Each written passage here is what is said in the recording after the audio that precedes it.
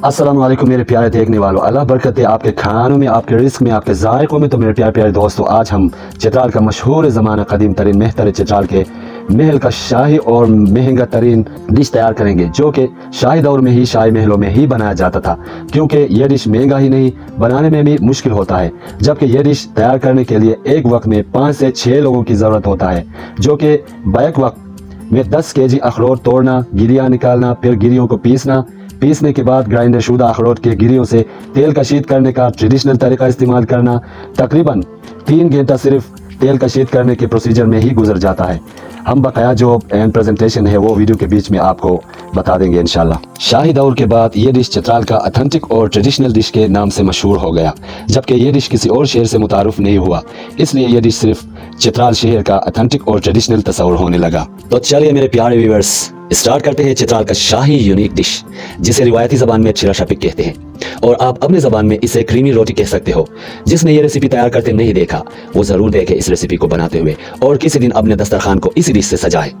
बिस्मिल्लाहिर्रहमानिर्रहीम। सबसे पहले पीसे हुए या ग्राइंड शुदा अखरोट के गिरियों को एक लोहे के कढ़ाई में डालें और हल्के दहकते कोयलों के ऊपर रखें और हल्का सा गर्म करते रहें और पानी छिड़कते रहें और हाथों से दबाते रहें और मिक्स करते रहें।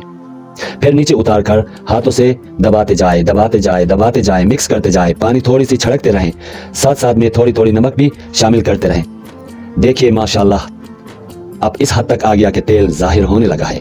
इस टाइम में आकर मजबूती से हाथों में लेकर इस पेस्ट को दबाते जाएं ताकि तेल अलग होता जाए।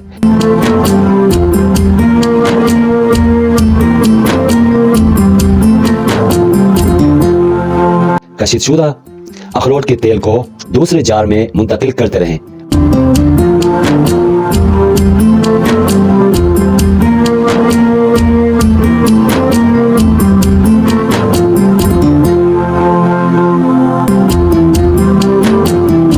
और जो बाकी बचा हुआ है इससे भी तेल कशीद करते हैं।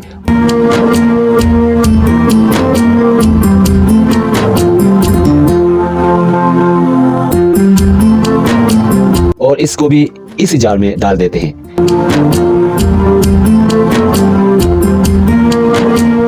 तेल कशीद करने के बाद अखरोट की गिरियां कुछ इस तरह दिखेगा। जबकि तीसरे स्टेप में गियों के 1.5 पाव आटे से और 3 केजी दूध से क्रीम तैयार करेंगे। यह क्रीम तैयार करने का तरीका यह है कि सबसे पहले खूबसूरत सा सिल्वर पतीला या गहरा कढ़ाई ले लें, इसमें 3 किलो दूध डालें और 1.5 पाव से 2 पाव तक गेहूं का आटा थोड़ा थोड़ा करके इसमें शामिल करते जाएं और बड़ा चम्मच बराबर चलाते रहें ताकि गुठलियां न बनने पाए। ये इस वक्त करना है जबकि आप चूल्हे में फ्लेम ऑन नहीं करना है। फ्लेम ऑन करने से पहले ये प्रोसीजर करना है।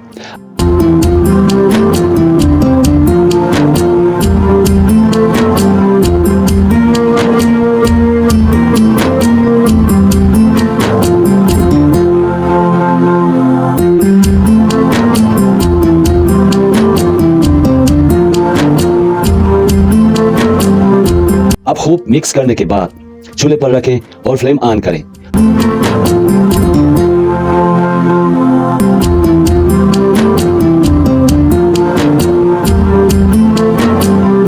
और चम्मच इसी तरह बराबर चलाते जाएं जब तक कि क्रीम पककर गाढ़ा सा पेस्ट न बन जाए।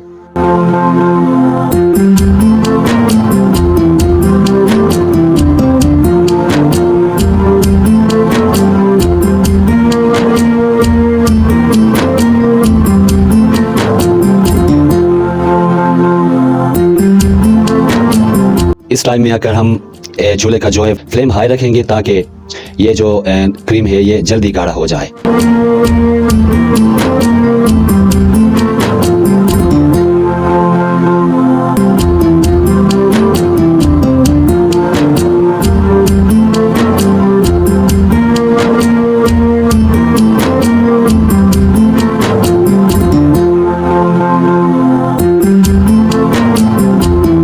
इस टाइम में जैसा कि आप देख सकते हैं कि ये क्रीम थिक होने लगा है, तो अभी हम नमक इसमें ऐड नहीं किए हैं। अभी इसमें कम से कम 2 चम्मच हम नमक ऐड करेंगे।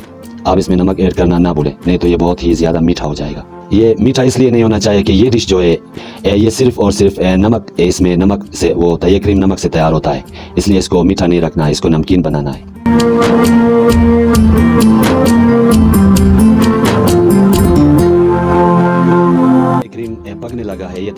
जाए तो हम इसका जो फ्लेम है वो लो रखेंगे ताकि ये नीचे ना लग जाए।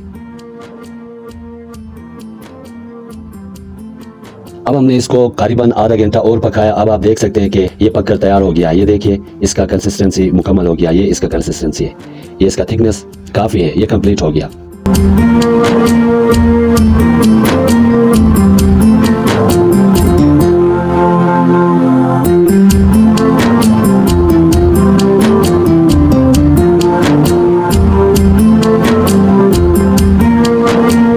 अब हम इसका फ्लेम जो है वो ऑफ करेंगे क्योंकि ठंडा होने के बाद जो है इसका थिकनेस और भी बढ़ जाएगा, ये और भी गाढ़ा दिखेगा।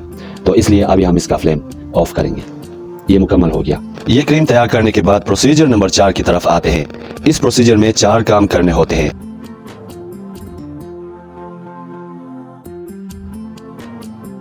नंबर 1, आटा गूंदना, गूंदे हुए आटे का पेड़ा बनाना, इन पेड़ों को बेलना और बेले हुए फुल्कियों को गर्म तवे पर उलटते पुलटते हुए जल्दी जल्दी पकाना।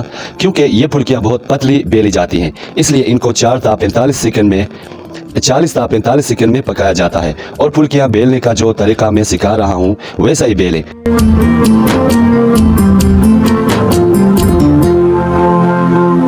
और वैसे ही तमाम फुल्कियां पकाएं।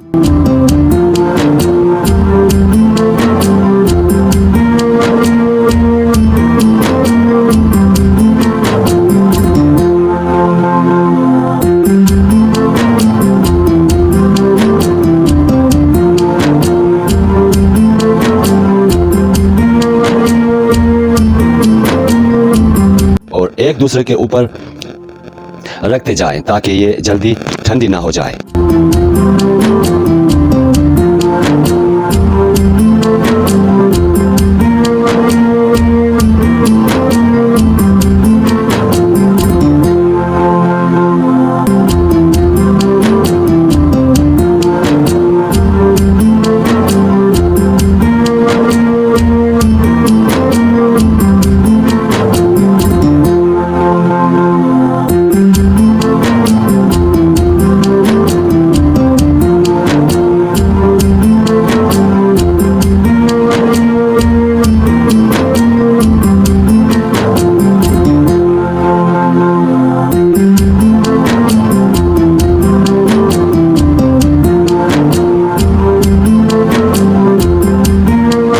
इस शाही डिश का ये 5वां प्रोसीजर स्टार्ट करते हैं। इसमें हम इन गर्म गर्म फुल्कियों को एक खुले तसले में एक एक रखते हैं और इस फुल्की के ऊपर जो नमकीन क्रीम हमने तैयार किए थे वो इसके ऊपर फैलाते हैं और फिर दूसरा एक फुल्की इस फैले हुए क्रीम के ऊपर रखते हैं।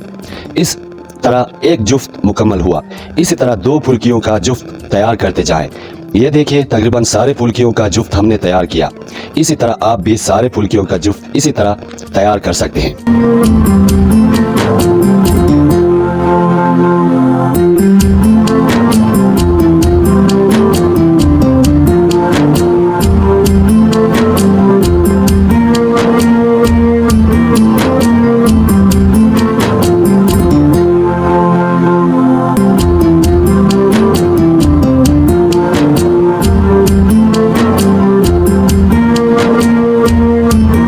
अब प्रोसीजर नंबर 6 की तरफ आते हैं। जब सारे फुल्कियों का जुफ्त क्रीम डालकर तैयार करेंगे,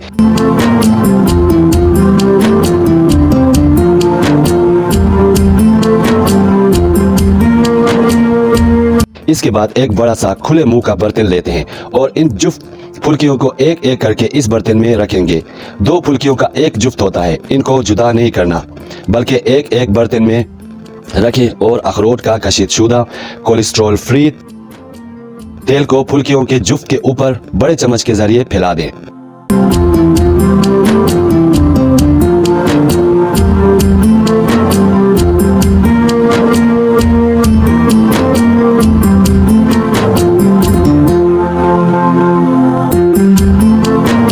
पहले जुफ्त के ऊपर तेल लगाने के बाद फुल्कियों का दूसरा जुफ्त इनके ऊपर रखते जाएं और ऊपर से तेल डालते जाएं और तीसरा स्टेप भी इसी तरह दोहराएं और इन सब फुल्कियों पर तेल लगाकर मुकम्मल करें।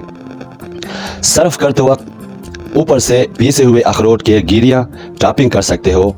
काजू पिस्ता बादाम भी आप टॉपिंग कर सकते हो और मलाई से डिज़ाइन टॉपिंग कर सकते हो। माशाअल्लाह अल्हम्दुलिल्लाह। देखिए मेरे अल्लाह की शान, उसकी नेमतें, बरकतें, रहमतें जो उसने हमारे हाथों में दी और हमारे रिस्क में दी।